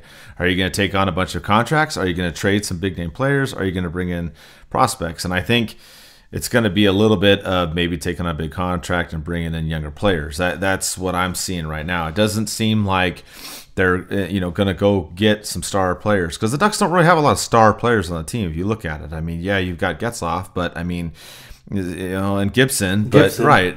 I mean, as far as like guys that are like all-star type players, there's not a lot on this team. And the Ducks do have money, so that's another part of it. I think that I think Murray's maybe a little bit gun shy. At least he has been for, with the recent news of some of these players being out. And I just don't know if he's going to do enough. That's why I'm kind of afraid this trade deadline. You get all excited and then go there and sit there and it comes around noon Pacific and the Ducks traded a fourth liner for another fourth liner. It's like, oh, exciting, great, good job. And I'm not saying they go out and give someone a crazy big contract, but they do have money to go out there and get some quality players. And I wish that they would do that. That's kind of my gripe, and I don't know if they will do it. But we'll take one more fan question before, and then we'll go to the league news. Kind of a big one that you guys were worried about too is about Manson. I had Duncan, and I also had Ducks for Life 3 on Twitter ask, about Manson. Is he past his prime, or is it just a down season? And then we also had the comment on there from one of them that my gut tells me it's a lingering effect because he seems uncontrollable with certain movements, uncomfortable with certain movements. But yeah, I think that's one of the things to look at with Manson. And going back to Elliot Freeman's comment that, he doesn't think that he'll be moved because Murray loves him so much and yada, yada, yada. But for me, I think Manson started out the season fine. And yes, I do think after he had the injury that he hasn't quite been the same, unfortunately. That's what I am seeing, Eddie. I think he's still a quality player. I think he'll still be fine. And I just think unless the Ducks are going to get a really good deal for him, that they're going to hang on to him. They won't have the playoffs this season. He'll probably heal up 100% in the offseason, then be good to go next year. Yeah, that's a good question too. And Madsen's been I think I want to say it's both of one of our favorite players on the Ducks team. It's not a good, he's not as bad as last season, but he's not as good as potential. No, he's not past his prime. I think he still has a lot to offer, and I don't think he's playing 100% yet. I don't necessarily think he's past his prime. He's just having a bad season. He's battling injuries. I think he has a lot of potential if the Ducks trade him right now. I mean, who else do they have to take up that spot at the right? The caliber that he brings to the table. I think he still has some hockey left in the tank, and unless they get some big deal, McDavid for someone or someone that an elite player that some team will overpay, then I'll say go ahead and trade him. But as of right now, it's too soon to give up on him, and we really don't have someone of a caliber that can come up there and play that role that he plays. Mike, if you don't mind, I have one last question that I want to just pose out. It's for my buddy Nolan. I played hockey with them, and I want to give a shout out to Nolan because one of my buddies he died in line of duty. A Covina police officer, Jordan Corder, a big Red Wings fan. He wore number 55 when he played hockey. When I played hockey with them, one of our, I think it was a championship game, I asked Nolan, who wore 55 too, if I can switch jersey numbers with him and wear that number in remembrance of him, and he did. So I want to give a shout out to him. But he asked, yeah, what would you and I think about who's going to be replacement captain when Getzlaf retires? This is hard for me. I can't see anyone. Yeah, go ahead. Being that leader role and taking that captaincy up when Getzlaf leaves. I know I'm not a fan of this, but I'm a fan of this now. That if Getzlaf does retire within the near future, to run 3 alternate captains, which I don't really like, but I really can't see someone taking that captaincy up as Getzlaf. Yeah, I don't know. I disagree, Eddie. I think you might be a little wrong on there. I think the Ducks could pick up a couple guys afterwards. For me, I would go with Silverberg as the alternate. or maybe Adam Henrique. Both those guys, they're on the team. They got the no trade clauses. They're supposed to be there through the 23-24 season. So those are the guys I might look at. Again, it depends. Hopefully nobody gets, obviously traded at this point in time, or, even next season. If Getzlaf's last season is indeed the 2021 season. But those are the couple guys I'd look at that maybe they could bring up there. I'm not a big fan of all the alternate captain nonsense. So we'll have to see, Eddie, what they do. I mean, that's a really good question. It's tough because, like you said, I mean, we've known Getzlaf as the captain for so long. Definitely. It's going to be interesting to see. So we'll go ahead and transition to the league news now. Before that, I want to give a shout out to one of our sponsors, CoolHockey.com. If you're looking for a jersey, they have a Valentine's Day special right now. We're recording 30% off, but they usually give you 25% off. If you guys haven't checked them out, I suggest at least give them a follow. They have a bunch of giveaways, but they're officially licensed jerseys, and I've never had any complaints with them. So go ahead and give them a follow. If you want to contribute to us and contribute to the page on Patreon, if it's $1 or $1 million, $1 million, it'd be cool. Trust me. I will love you. I'll buy you a $10 drink of my budget. But if you want to subscribe to Patreon, we give away tickets to each games throughout the month. We also give a cool hockey gift card that allows you to get any jersey you want. We definitely hope you get the Ducks jersey. If you get a Wild jersey or Kings jersey, you're obviously disqualified. Just kidding. You still get that if you want. But check it out. It takes $1 to set it up. You guys can do that. This money does not go in our pockets. We don't just buy a beer or anything. We use this money to contribute back to the page. So let's go back to the league news now. Let's transition to somewhat the Ducks news. San Diego Gulls Kevin Dineen has passed Dallas Eakins for the most wins as head coach in Anaheim Ducks primary affiliate history.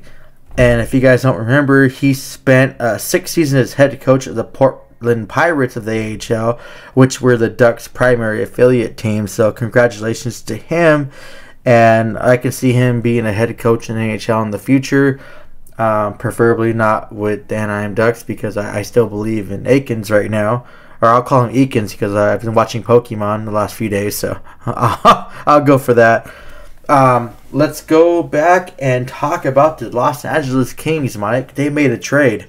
Yeah, they did. The Kings traded Jack Campbell and forward Kyle Clifford to the Toronto Maple Leafs in exchange for Trevor Moore, a third-round pick, and a 2020 a conditional third-round pick in 2021, and that conditional pick means if Clifford resigns or if Campbell wins X amount of games, it'll become a second-round pick. This trade for me, it kind of gives Toronto one. I'm throwing it out there right now. Toronto need more grit and more fight in their game. As of recent, Clifford dropped the gloves. I totally forgot what team they were playing because I don't really care about them. But Campbell gives him a reliable backup goalie, as we've seen him play against the Ducks. I think it was a good trade for the Toronto Maple Leafs, a bad trade for the Kings. So I think Ducks fans should celebrate this, Mike. Yeah, well, Clifford's gone, so I'm happy about that. He's always been kind of a thorn in the side when he plays against the Ducks. So I'm with you. I mean, Toronto got, like you said, what they're looking for. They're looking for another goalie. They're looking for some more grit. So I think what they got, this is also signaling the Kings, going forward on the rebuild thing, picking up some draft picks, as you talked about in this deal. Obviously some conditions in there, but that, is what that deal lends to me, is that they are trying to, accelerate the rebuild process, something that, as we talked about previously in the show, that the Ducks need to look at. So, I get you. I'd give it to the Leafs as of now, and then the Kings, see if they can, rebuild off these picks. Definitely, and let's go back to Dallas now. Let's put a little thinking caps fly to Dallas, but I want to congratulate Andrew Cogliano reaching his 1,000th game. You know what? Regardless, I don't care what the official stats say. He is our Iron Man, and George Peros, I don't know if his mustache was calling the shots at that time.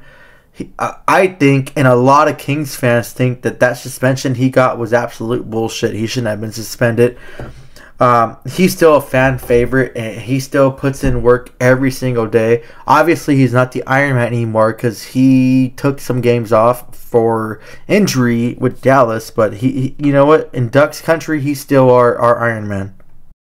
Yeah, I agree 100%. And I saw a lot of people commenting too, that, he should have had, 1,002 or 3 games, added on because of that obvious 2-game suspension. Then he got hurt as well. But I don't think you're going to get any argument there, that him being an Iron Man amongst Ducks fans. And it's good to see him, reach that plateau. I mean, it's a big deal. We just saw Kessler do it as well. So congrats to Andrew Cogliano. Let's go to Winnipeg Jets. Randy Carlyle is going to be inducted to the Hockey Hall of Fame. Yes, we have some animosity toward him, the way he coached the Ducks the second time around, but we can never forget what he's done for the Anaheim Ducks team, and he brought us our first Stanley Cup, so we all have to show our respect and give him that. He deserves to be there. He's a Norris Trophy winner. I think he's part of the reason too, as well as the roster and the GM, the reason why the Ducks won the Stanley Cup. So I give him the best congratulations. And when that day comes and he gives his speech, I'm still going to be on my feet. I'm going to clap for him. And regardless of what happened the second time around, he still gave us something that we probably wouldn't have if he wasn't the head coach. So congratulations to him. As far as Winnipeg Jets news, head coach Paul Maurice signed a 3-year contract extension. He seems to like it in Montreal. The Jets. And he's doing a great job, especially with the adversity, the injuries, and the unexpected departure of a defenseman gave him. And when I talk about that, Dustin Bufflin and the Jets are actually working on a contract termination. I don't know what's going on, Mike. I have no idea. He showed up day one, and all of a sudden he just didn't show up. He has an injury. He has surgery, but I don't know what's going on. There's something internally going on. There's something that we don't know about, because I can't see a player just showing up for camp and then all of a sudden claiming an ankle injury, having surgery, filed a grievance on the team, didn't say anything, and then now they both agree on a contract termination. I'm not sure if he's going to play in NHL this season. I'm not sure if he's going to play next season. I don't know what's going on. But it's something that there's more internal things going on that we know of. Yeah, I agree. I mean, something weird's going on there. So I just hope whatever, I'm not a big fan of Dustin Bufflin. We've seen him in some of the plays where he's taken some shots at Ducks players, and we've seen him taking shots at players on other teams as well. So, but again, this is looking at the big picture. If there's something going on, mental health wise or personally or whatever it is, I don't know. I'm not going to speculate. We don't like doing that on the show, but my point is whatever it is, I just hope he gets it straightened out. That's the best I can put it, is whatever situation is going on with him, that it gets resolved. And if it allows him to play hockey again, great. If it's something that he's got to do and take care of his own self, then that's what it's got to be. So that's all I really have to say, and I'm sure we'll figure it out at some point later on. Well, let's go to the Wild, and we're going to transition to some other news right now. But the Wild, they traded Jason Zucker to the Pittsburgh Penguins in exchange for Alex Galchenyuk and a 2020 first-round pick and prospect Kalen Edison. The trade was looking good, but it seems like a lot of Pittsburgh Penguin fans are upset about the prospect that was traded to them. Apparently, he was a top-end prospect for them. I didn't do a lot of research on them because, honestly, Ducks fans listen to it, who cares about what they do?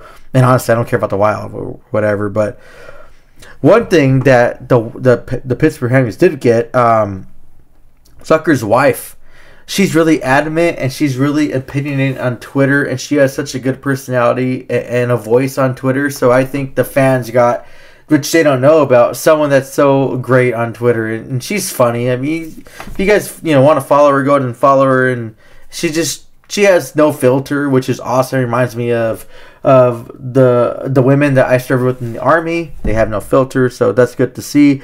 In other news, Bruce Boudreau was fired as the head coach. Bruce Boudreau, that name sounds familiar, but Ducks fans recall he was the Ducks head coach for a while. It's no surprise at all. I think the Wild are 3 or 4 points out of a wild card spot, but I think everyone's taking into consideration what the Blues did last season, and they're firing a coach that, obviously different circumstances because the Blues were in a different spot, but I think the Wild are hoping to get that momentum from firing a coach, and hopefully their team can make the playoffs. I really hope they don't because I don't like the Wild. Dean Everson was named interim head coach of the Wild. It sucks to see someone fired, but I do wish him the best of luck. And let's transition now to Vancouver. Surprisingly, they're their top team in the Pacific Division. And no matter what you think about other teams, you have to give Daniel and Henrik Sedin credit for what they've done in the hockey world and Vancouver. Daniel, number 22, Henrik, number 33, had their jerseys retired. And this is pretty interesting, Mike. Brian Burke worked his magic. It was awesome. He first traded Brian McCabe, a 2000 first-round pick, to the Blackhawks for the 4th overall pick. He then flipped the 4th overall pick plus 2 third-round picks for the 1st overall pick. And then lastly, he traded the 1st overall pick to Atlanta Thrashers for the 2nd overall pick in 2003 first round. Or for a pick in 2003 first round. Daniel was picked 2nd overall. Henrik was picked 3rd overall.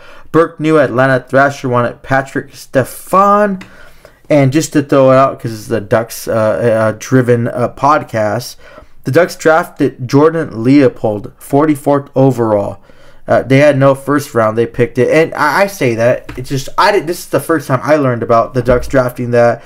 It was crazy. He never played in Anaheim. He was traded to the Flames after that. I just think that it was just, for that player, it was just crazy. And that whole turn of events, they made a mark in hockey history. They made a mark in Vancouver history, and it was cool to see a former Anaheim Ducks GM orchestrate that trade.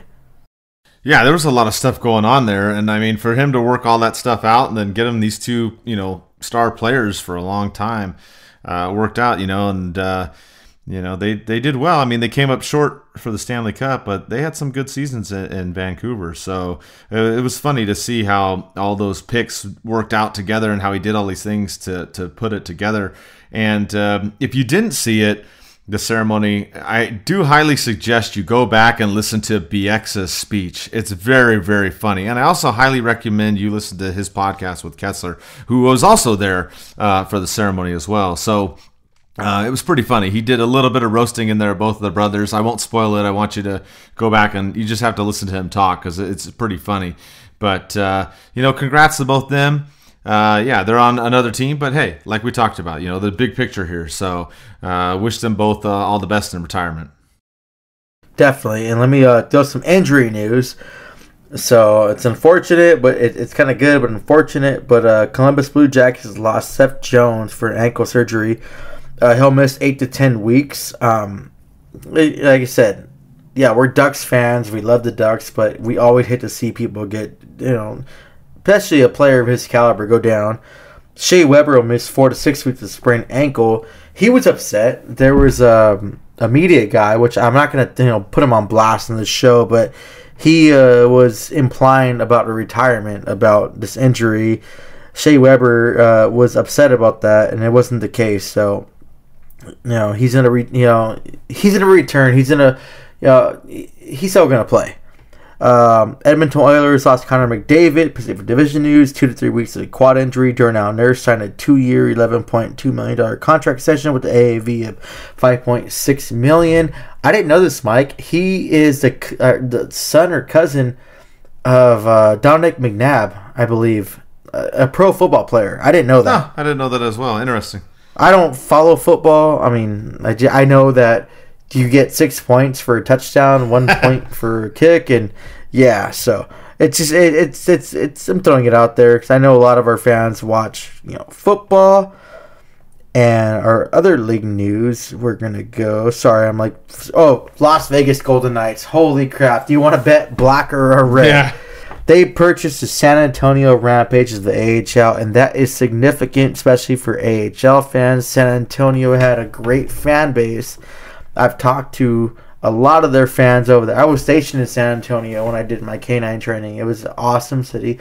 And I want to shout out the people who live in San Antonio, Texas. They were just absolutely amazing to me.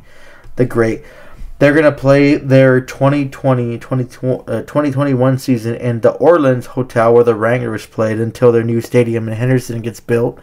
I think this just drives Vegas more. Mike, I'm telling you this right now. There's no way, I'm probably going to, go to Arizona. I'm probably going to go to Vegas. There's jobs out there. Colorado is my top pick. But I might go over there and try to get a job over there and help them out with social media and podcasting. Hopefully, you pretty much gave me wings to fly. So I'm going to try to, that's my goal, to relocate over there. I have a buddy that got hired for airline. Congratulations. I'm not going to say his name. He didn't want me to say it, but he'll be stationed out of there. So I have an opportunity to do that.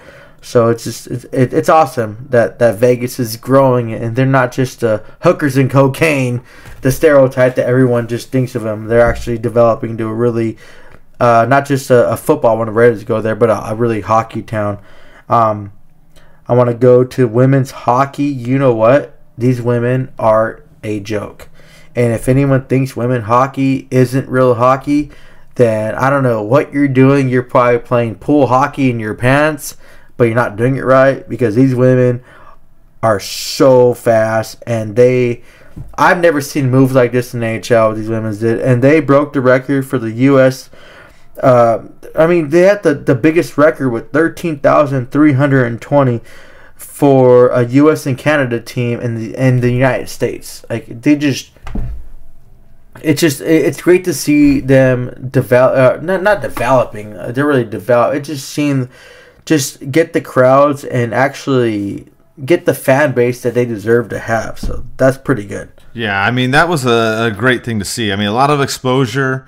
Women's sports, both of us are big proponents of that. And the fact that not only they had that crowd, but they had it at a Ducks game, a small market team, basically. It says a lot, and it's good. It's a good thing, and of course USA won. Obviously you got to go for Team USA, but overall, wait, Mike, wait. I'm sorry. Who won? Who won? Exactly, Team USA. Then we're gonna wrap this up. Our kind of our last big topic, Eddie. We've talked about a lot on here. Is Jeremy Roenick was in the news again. This time he was officially fired from NBC, and he posted a video on there. And I know a lot of people had feelings on there one way or another. It's pretty interesting. We weighed on it before. I don't really have much to add to it. I didn't know if you really wanted to say anything more about it, but he did post a video. You can go on his Twitter, and he says that he's going to be going around looking for another a job. And I don't think it may be too long before he does get another job. No, definitely not. And this is kind of sensitive. I have a strong opinion. And I'm putting my notes down right now because I don't want to read through notes. Fuck that. Sorry. But Jeremy Roenick is a type of player that always been himself. He's one of those Howard Stern players, Eminem kind of rappers that always flirted with the lines and pushed it. And it made it work. It's sad to see that this cancel culture, and AKA, I'm going to say it, cancer culture, is just jumping on their bones and ripping them down. People, we have a right to disagree and agree with what we believe and what we don't. You might not believe or disagree or agree with everything we say on this podcast, but that's your right. I don't know what happened when I went to the military and came back and everyone's so freaking sensitive, but I I don't know. I stand with JR. I mean, I'm throwing that out there, and a lot of you know I respect a lot, and I give this podcast and Ducks and Pucks the utmost respect, and they have my number one thing. But I mean, come on, it's ridiculous. We have Teemu Selanne defending JR too. It's just we're allowed to have our own opinions. Hence why Mike and I talked about a topic earlier, and Mike said he disagreed with me. That's all right. That's okay. Like, we're allowed to do that. I don't understand why we have to pick and choose who we have to cancel and not. Like, honestly, I hold back so much. You guys have no idea what my military brothers and sisters have talked about. In the locker room, when I'm with my team, we have males, we have females. What we talk about, and we make no one feel disrespected. We just talk about as hockey players, and I talk about as a soldier. I'm still a soldier, because if you need my help, trust me, I'll grab my weapon and I'll fight for your life no matter what. It's just it's sad that I feel that I can't even be myself, and I can't be 100% genuine to talk.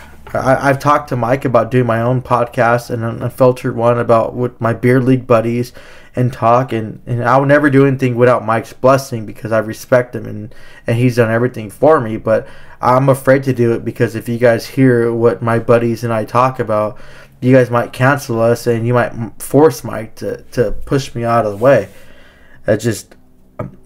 I'm not trying to take anything away from any women's rights at all. I have a mother, and she's beautiful, and she's strong, and I had to deal with, her being in domestic violence situation. So I trust me, I respect that immensely, but I just think that I think the world right now is everyone is trying to find anything offensive with. That's what's bad. Is Jeremy Roenick right? In my opinion, yes. Is he wrong in your opinion? Yes. We're all right, and that gives us that's what's great about the country. We can actually be right. We can both be right and both be wrong.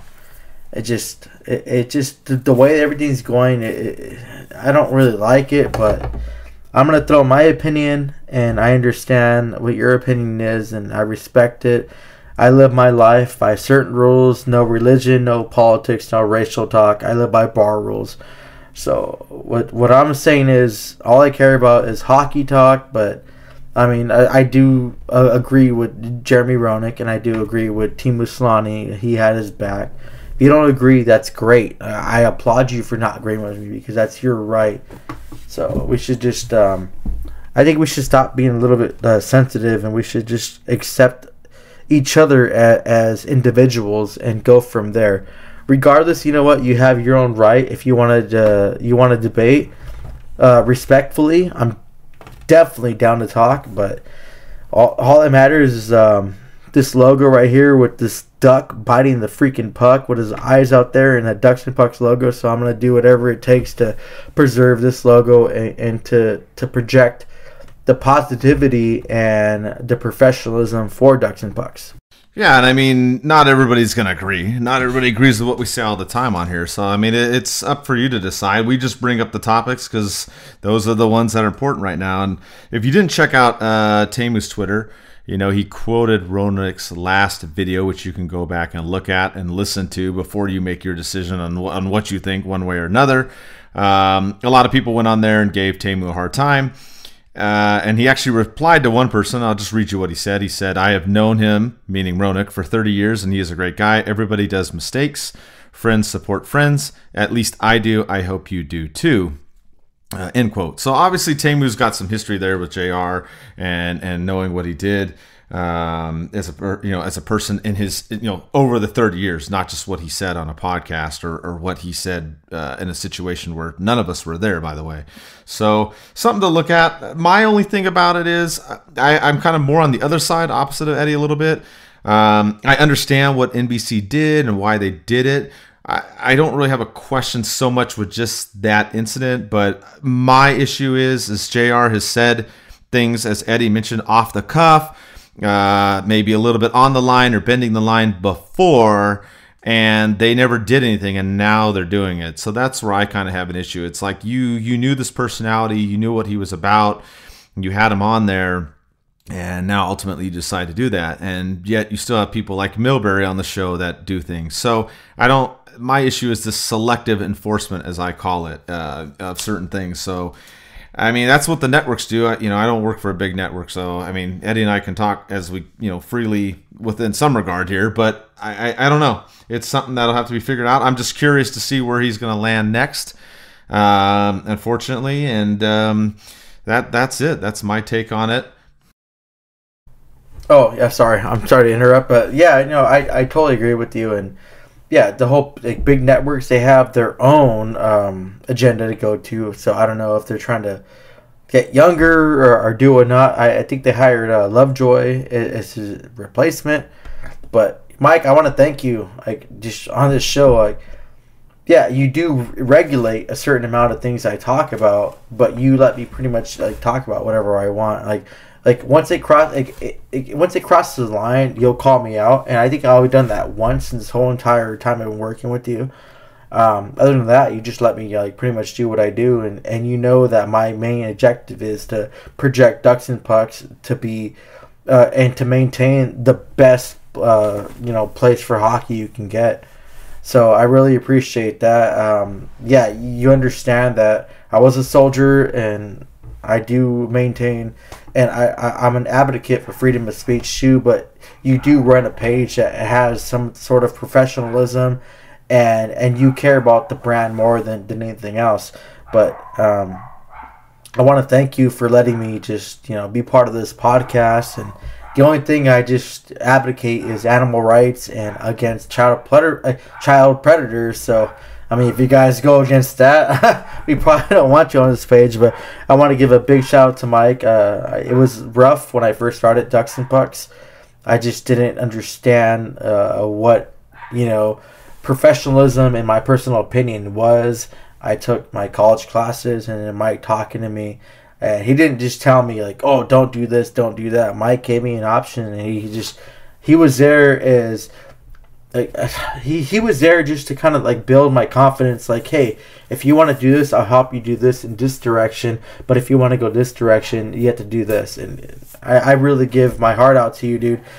I wouldn't be anyone without you. And I'm glad I'm with this with Ducks and Pucks, and I'm doing this. And yeah, I get upset with what's going on. I can't really say what I say because the cancel culture, but you know what? I'm happy what I do, and I'm happy to give and to project this hockey love and hockey sense to both parts of people that might be offended or might not be offended. So thank you for that. No, absolutely, and I appreciate you being on here and doing all the stuff that you've been doing. And yeah, I mean, we talk on here about opinions, and some people agree or disagree. And I mean, I get it. And like we've said before, the big thing is you hear out other people's opinions, you listen to it, and you say, hey, I agree or I don't disagree. And that's fine. We're not all going to agree on everything. We disagreed on a couple of things on the show today, but you can still show respect, and even though you have a difference of opinion. And that's kind of the big thing that I try to press upon other people is, yeah, let's, you don't agree, that's fine, but let's talk it out and figure it out, and that's the key to it. And I think that's what's hard for a lot of people is that if someone says something slightly different, then it's automatically wrong. Well, not necessarily. It depends on what you're talking about. I mean, there's a whole lot of things, and we can go on and on and on, but that's just kind of the big message, and as we've talked about on the last several shows, there's a lot of stuff going on in the world that's bigger than us and all of this other stuff. So, just be kind to everybody else, listen, be respectful. And like I said, if you disagree, that's fine. And we talk it out and we just, we move forward. So, and we love it too. Yeah, exactly. We love it. You don't have to exactly be on the same page. That the life would be boring then. So, with that, this is like our longest podcast. We're wrapping this sucker up. So we'll have something around or the day of the trade deadline. We'll figure that out. Like I said, Eddie mentioned it on the show. Don't forget patreon.com/DucksNPucks. Sign up. You can get a cool hockey gift card for $200. Also game tickets.